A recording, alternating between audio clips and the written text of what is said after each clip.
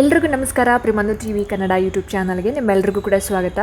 ಸ್ನೇಹಿತರೆ, ನಮಗೆ ಏನು ಟೀಚರ್ಸ್ ರಿಕ್ರೂಟ್ಮೆಂಟ್ ಅಂತ ಬಂದಾಗ 14ನೇ ತಾರೀಕಿನಲ್ಲಿ ಅಂದರೆ 2 ದಿನಗಳ ಹಿಂದೆ ಅಷ್ಟೇ ಡ್ರಾಫ್ಟ್ ನೋಟಿಫಿಕೇಷನ್ ಬಂತು. ಓಕೆ, ಸೊ ಅದರಲ್ಲಿ ಬಹಳಷ್ಟು ದೋಷಗಳಿದ್ವು. ಅಂದರೆ ದೋಷಗಳು ಅನ್ನೋದಕ್ಕಿಂತ ಹೆಚ್ಚಾಗಿ ಏನು ಆಸ್ಪಿರೆನ್ಸ್ ಎಕ್ಸ್ಪೆಕ್ಟ್ ಮಾಡಿದ್ರು ಆ ಎಕ್ಸ್ಪೆಕ್ಟೇಷನ್ಸ್ಗೂ ಕಡಿಮೆ ಒಂದು ವಯೋಮಿತಿ ಆಗಿರ್ಬೋದು, ಹಾಗೆ ಪೋಸ್ಟ್ಗಳ ವಿಚಾರದಲ್ಲಿ ಕಡಿಮೆ ಆಗಿರ್ಬೋದು, ಮತ್ತು ಕೆಲವೊಂದು ಪೋಸ್ಟ್ಗಳನ್ನು ಇಟ್ಟೇ ಇಲ್ಲ.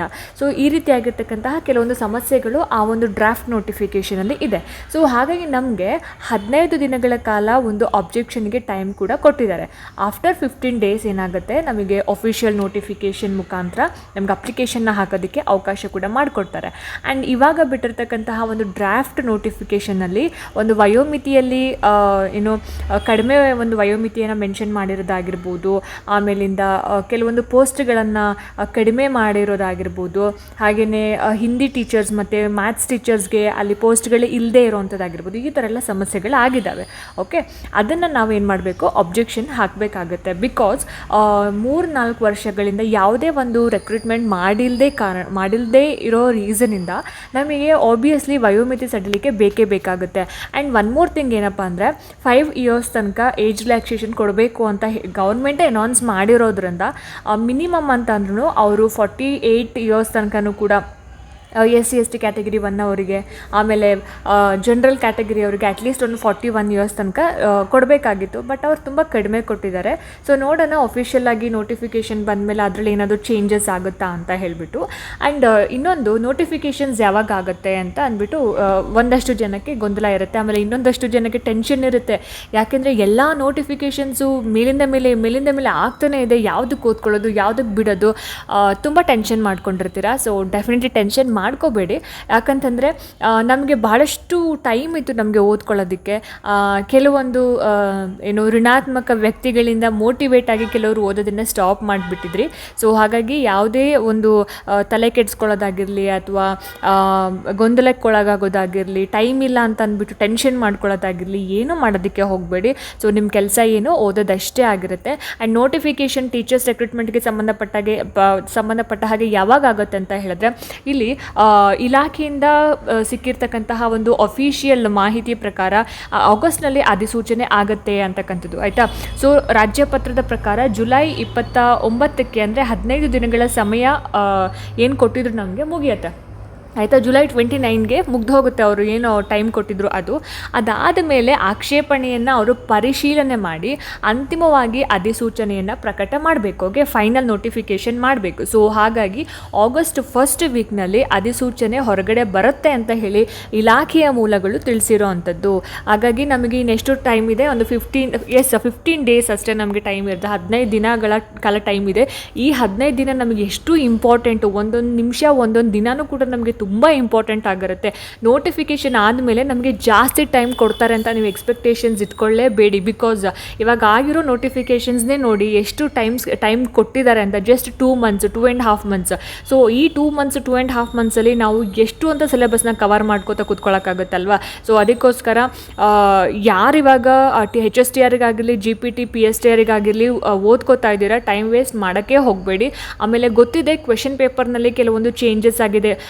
ಸ್ವಲ್ಪ ಅಲ್ಪ ಅಲ್ಲ, ಮೇಜರ್ ಚೇಂಜಸ್ಸೇ ಆಗಿದೆ. ಯಾಕಂತಂದರೆ ಡಿಸ್ಕ್ರಿಪ್ಟಿವ್ ಕೊಟ್ಟಿದ್ದಾರೆ HSTRಗೆ ಮತ್ತು PSTRಗೆ, ಅದಕ್ಕೂ ಕೂಡ ರೆಡಿ ಆಗಬೇಕು. HSTRಗೆ ಮಲ್ಟಿಪಲ್ ಚಾಯ್ಸ್ ಕ್ವೆಶನ್ಸ್ ಇಟ್ಟಿದ್ದಿದ್ರೆ ನಾವು ತಲೆನೇ ಕೆಡಿಸ್ಕೊಳ್ಳೋ ಹಾಗಿರಲಿಲ್ಲ. ಬಿಕಾಸ್ ಜಸ್ಟ್ ಓದ್ಕೊತ ಹೋಗ್ಬೋದಾಗಿತ್ತು. ಬಟ್ ಇವಾಗ ಏನಾಗುತ್ತೆ ಅಂದರೆ ನಮಗೆ ರೈಟಿಂಗ್ ಸ್ಪೀಡ್ ಬೇಕಾಗುತ್ತೆ. ಯಾಕಂದರೆ 100 ಮಾರ್ಕ್ಸ್ಗೆ ನಮಗೆ ಡಿಸ್ಕ್ರಿಪ್ಟಿವ್ ಇಟ್ಟಿರೋದ್ರಿಂದ ನಾವು ನೀಟಾಗಿ ಡೈಲಿ ಪ್ರಾಕ್ಟೀಸ್ ಮಾಡಬೇಕು. 2 ಅವರ್ಸ್ ಮಿನಿಮಮ್ 2 ಅವರ್ಸ್ ನಾವು ರೈಟಿಂಗ್ ಸ್ಪೀಡ್ನ ಇನ್ಕ್ರೀಸ್ ಮಾಡ್ಕೊಳ್ಳೋದಕ್ಕೋಸ್ಕರನಾದರೂ ರೈಟಿಂಗ್ನ ಪ್ರಾಕ್ಟೀಸ್ ಮಾಡಬೇಕಾಗುತ್ತೆ. ಆ್ಯಂಡ್ ಥಿಯರೀಸ್ಗಳನ್ನ ಓದ್ಕೋಬೇಕಾಗುತ್ತೆ. ಆ್ಯಂಡ್ ಇಲ್ಲಿ ಮಲ್ಟಿಪಲ್ ಚಾಯ್ಸ್ ಕ್ವೆಶನ್ಸ್ಗಿಂತ ಜಾಸ್ತಿ ನೀವು ಡಿಸ್ಕ್ರಿಪ್ಟಿವ್ಗೆ ಪ್ರಿಫರೆನ್ಸ್ನ ಕೊಡಿ, ಆಯಿತಾ. ಆ್ಯಂಡ್ ಇನ್ನೊಂದೇನಪ್ಪ ಅಂತಂದರೆ ಪ್ರಾಕ್ಟೀಸ್ ಹೇಗೆ ಮಾಡ್ತೀರಿ ನೀವು ಡಿಸ್ಕ್ರಿಪ್ಟಿವ್ಗೆ. ಇವಾಗ ಒಂದು ಚಾಪ್ಟರ್ ಆಗಿದ ತಕ್ಷಣ ಚಟುವಟಿಕೆ ಅಥವಾ ಭಾಷಾಭ್ಯಾಸ ಅಂತ ಏನಿರುತ್ತೆ ಅದರಲ್ಲಿ ಇರ್ತಕ್ಕಂತಹ ಪ್ರಶ್ನೆಗಳನ್ನು ಬರೆದು ಕಲೀರಿ. ಆ್ಯಂಡ್ ಆಮೇಲೆ ಕೆಲವೊಂದು ಕ್ಲಾಸಸ್ ನೀವು ಅಟೆಂಡ್ ಮಾಡ್ತೀರಾ ಅಲ್ವಾ, ಮಲ್ಟಿಪಲ್ ಚಾಯ್ಸ್ ಕ್ವೆಶನ್ಸ್ಗಿಂತ ಡಿಸ್ಕ್ರಿಪ್ಟಿವ್ ಕ್ವೆಶನ್, ಆಮೇಲೆ ಸಂಪೂರ್ಣ ವಿವರಣೆ ಅಂತ ಬರುತ್ತಲ್ವ ಯಾವುದಾದ್ರೂ ಒಂದು ಟಾಪಿಕ್ ಮೇಲೆ, ಆಂಗ್ಲೋ ಮೈಸೂರು ಯುದ್ಧ ಆಗಿರ್ಬೋದು, ಆಂಗ್ಲೋ ಮರಾಠ ಯುದ್ಧ ಆಗಿರಬಹುದು, ಆಮೇಲೆ ಸಿಪಾಯಿ ದಂಗೆ ಆಗಿರ್ಬೋದು, ಇದೆಲ್ಲವನ್ನು MCQs ಅಲ್ಲಿ ಓದೋದಕ್ಕಿಂತ ಹೆಚ್ಚಿಗೆ ನೀವು ಡಿಸ್ಕ್ರಿಪ್ಟಿವ್ನಲ್ಲಿ ಥಿಯರಿ ಕ್ಲಾಸಸ್ನ ನೀವು ಕೇಳಿ. ಓಕೆ, ನಿಮಗೆ ಹೆಲ್ಪ್ ಆಗುತ್ತೆ. ಸೊ ಇದನ್ನು ಹೊರತುಪಡಿಸಿ ಹೇಳಬೇಕು ಅಂತ ಹೇಳಿದ್ರೆ ಭಾಷಾ ಪ್ರಾವೀಣ್ಯತೆ ಅಥವಾ ಭಾಷಾ ಸಾಮರ್ಥ್ಯ ಪರೀಕ್ಷೆ ಏನಿದೆ ಅದರ ಬಗ್ಗೆ ನನಗೆ ಕಾಮೆಂಟ್ ಸೆಕ್ಷನಲ್ಲಿ ಕೇಳ್ತಾ ಇದ್ದೀರಿ, ಯಾವ ರೀತಿಯಾಗಿರುತ್ತೆ, ಆಮೇಲೆ ಎಷ್ಟು ಮಾರ್ಕ್ಸ್, ಎಲಿಜಿಬಲ್ ಮಾರ್ಕ್ಸ್ ಅಂತ ಎಷ್ಟಿರುತ್ತೆ ಅಂತ. ಅದು ಒಂದು ಕಾನ್ಸೆಪ್ಟ್ ಏನಿದೆ ಅಲ್ವಾ, ಕಂಪ್ಲೀಟಾಗಿ ಹೊಸದು, ಎಲ್ರಿಗೂ ಕೂಡ ಹೊಸದು. ಈ ಹಿಂದೆ ಯಾವತ್ತೂ ಕೂಡ ಈ ಥರದ್ದು ಒಂದು ರೂಲ್ಸ್ನ ತಂದಿರೋದು ನಾವು ನೋಡೇ ಇಲ್ಲ.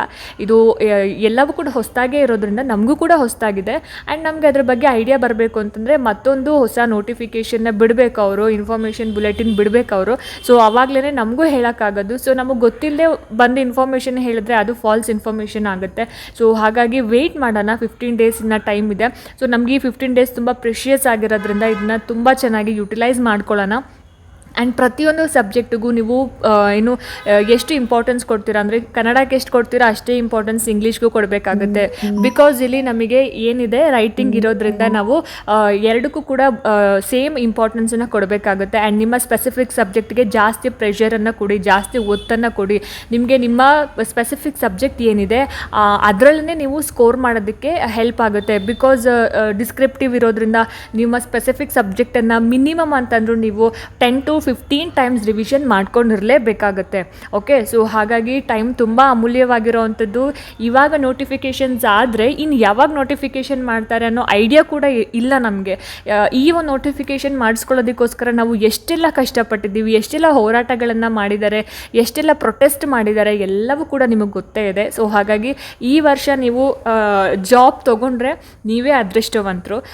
ಈ ಟೈಮ್ನ ನೀವು ವೇಸ್ಟ್ ಮಾಡೋಕ್ಕೆ ಹೋಗಬೇಡಿ. ಓಕೆ, ಸೊ ಇಲ್ಲಿ HSTR GPSTR ಮತ್ತು PSTRಗೆ ಪರೀಕ್ಷಾ ವಿಧಾನ ಸೇಮ್ ಆಗಿರೋದ್ರಿಂದ ನೀವು ಎಲ್ಲದಕ್ಕೂ ಕೂಡ ಸೇಮ್ ವೇಟೇಜ್ನ ಕೊಡಬೇಕಾಗತ್ತೆ. ಸೊ ಹಾಗಂತ PSTR ಮತ್ತು HSTR ಸೇಮ್ ಸಿಲೆಬಸ್ ಇದೆ ಅಂತ ಅಂದ್ಬಿಟ್ಟು ಒಂದೇ ಥರ ಕ್ವೆಶನ್ಸ್ನ ಅಥವಾ ಒಂದೇ ಥರ ವೇಟೇಜ್ನ ಕೊಡ್ತಾರೆ ಅಂತಂದರೆ ಡೆಫಿನೆಟ್ಲಿ ಇಲ್ಲ. ಇವಾಗ PSTR education qualification PUC + D.Ed ಆಗಿರುತ್ತೆ. ಆ್ಯಂಡ್ HSTRಗೆ ಬಂದು ಡಿಗ್ರಿ + D.Ed B.Ed ಆಗಿರುತ್ತೆ.